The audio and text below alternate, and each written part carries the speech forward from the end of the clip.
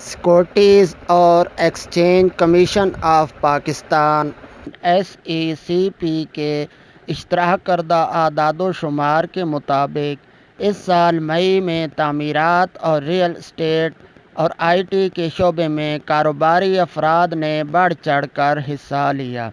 تعمیراتی اور real estate sector نے 252 کمپنیوں کو شامل کیا، جبکہ دیگر شعبوں میں تجارت 247، IT 216، خدمات 149، ای کامرس 64 اور خوراک اور مشروبات 59 شامل ہیں۔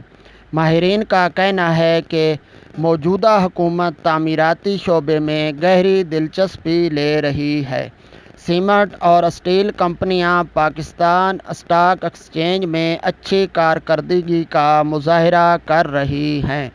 حکومت کی نیا پاکستان ہاؤسنگ اسکیم اور دیگر پالیسیاں تعمیراتی اور ریئل اسٹیٹ کے شعبے کو فروغ دے رہی ہیں۔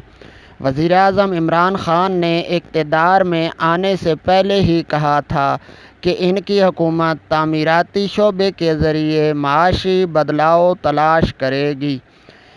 SECP نے مئی میں 1597 نئی کمپنیاں رجسٹر کیں۔ پچھلے سال مئی کے مقابلے میں یہ تعداد 107% زیادہ تھی۔ رجسٹرڈ کمپنیوں کی مجموعی تعداد 1,43,416 ہو گئی۔ اس سال IT کمپنیوں میں 55% اضافہ ہوا۔